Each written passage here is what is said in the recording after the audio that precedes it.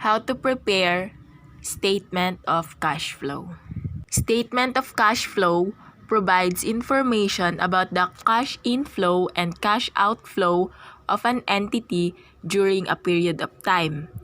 This has three classifications, which are operating, investing, and financing activities. This also has two methods of creating a statement of cash flow, which are direct and indirect method.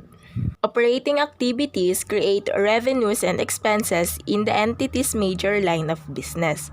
Therefore, operating activities affect the income statement, which reports the accrual basis effects of operating activities. In operating activities, cash inflows, it indicates sales of goods and service performed, also from royalties, fees, commissions, and other revenues.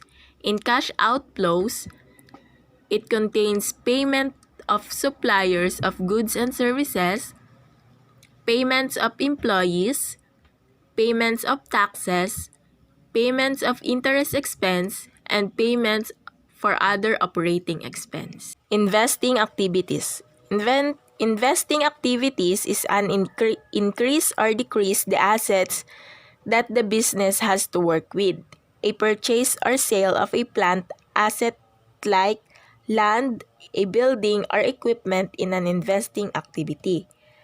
As is the purchase or sale of an investment in stock or bonds of another company. Investing activities, cash inflows, it contains sale of property and equipment, sale of investment in debt or equity securities, and collection on notes receivable in investment.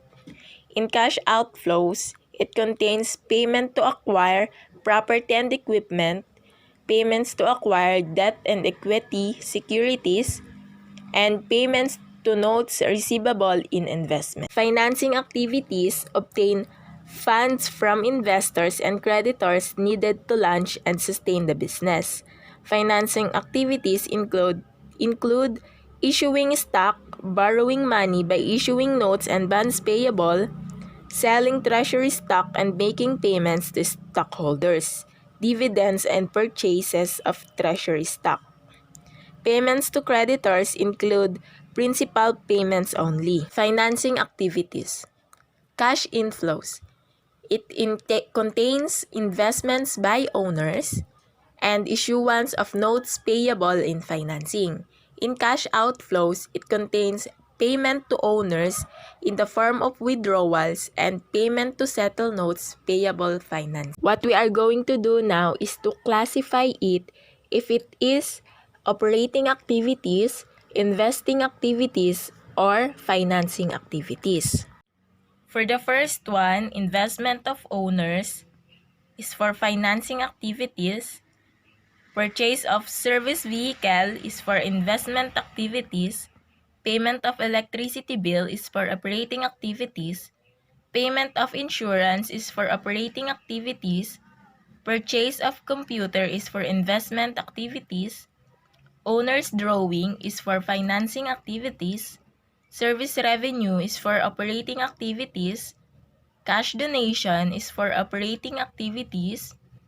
Payment on service vehicle is for investing activities.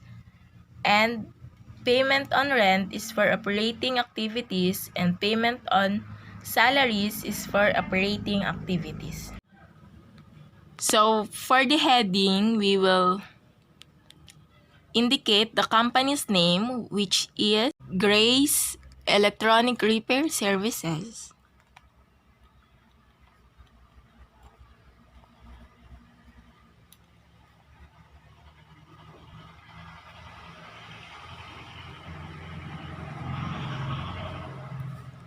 The second lines shows the title of the report, which is the Statement of Cash Flow.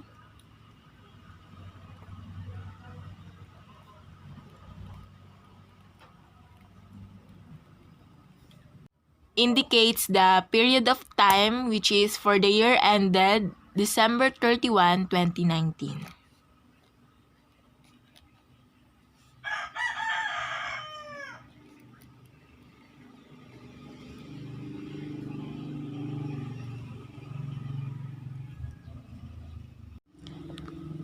space, then we will indicate the cash flow from operating activities.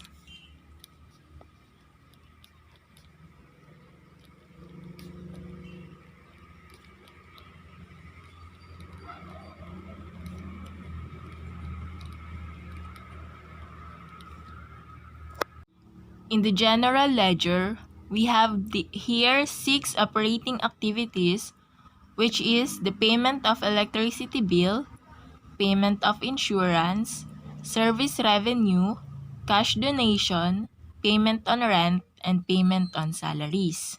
Cash receipts from customers is also the service revenue amounting 135,000, and the payment to utilities, payment to insurance, payment for cash donations, payment to rent, payment to salaries are all outflows from operating activities. So, for payment to utilities, it is 1,600. Negative 1,600 because it is an outflows. Payment for insurance is 12,000. Negative 12,000. Cash for donations is negative 10,000.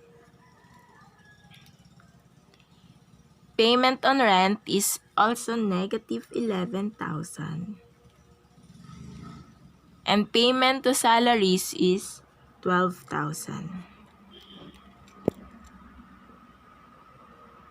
After that, we will deduct all the outflows from the cash receipts from customers.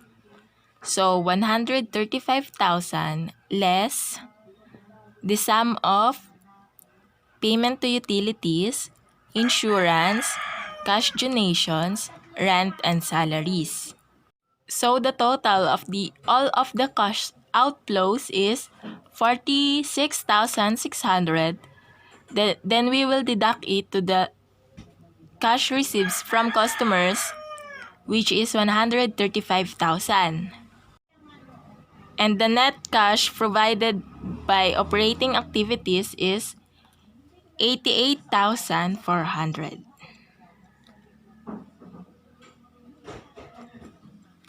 After that, we will now proceeding in the cash flow from investing activities. For investing activities, we have purchase of service vehicle, purchase of computer, and payment on service vehicle.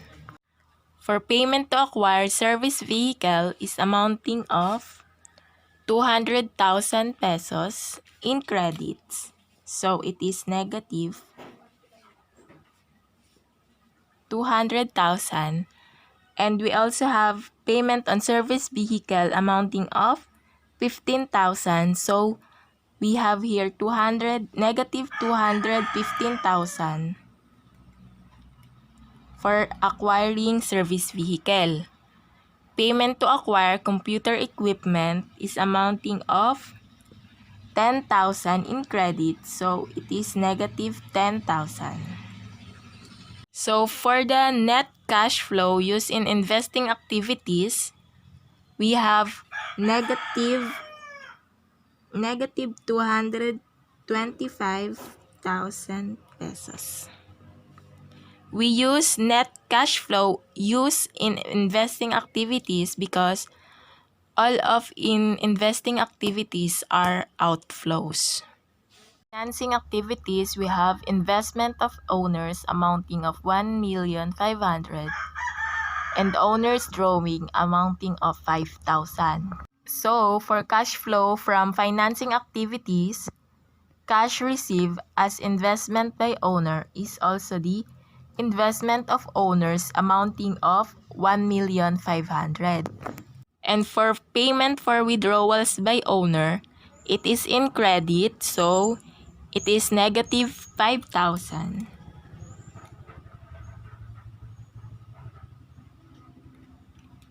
The total for financing activities is 1,495,000. It is the net cash provided by financing activities. Flows of this statement of cash flows are the net cash provided by operating activities amounting of 88,400 and the net cash provided by financing activities amounting of 1,495,000. So we will just add these two. So the answer is 1,583,400. After that, we will now deducting the outflows of the statement of cash flows, which is the investing activities amounting of negative 225,000. Increase in cash is amounting of 1,358,400. So after that, if the company has a cash balance at the beginning, we will add this in the net increase in cash. Since Gray Electronic Repair Services has no beginning cash balance, we will indicate 0, and the cash balance at the end of the period is 1,358,400.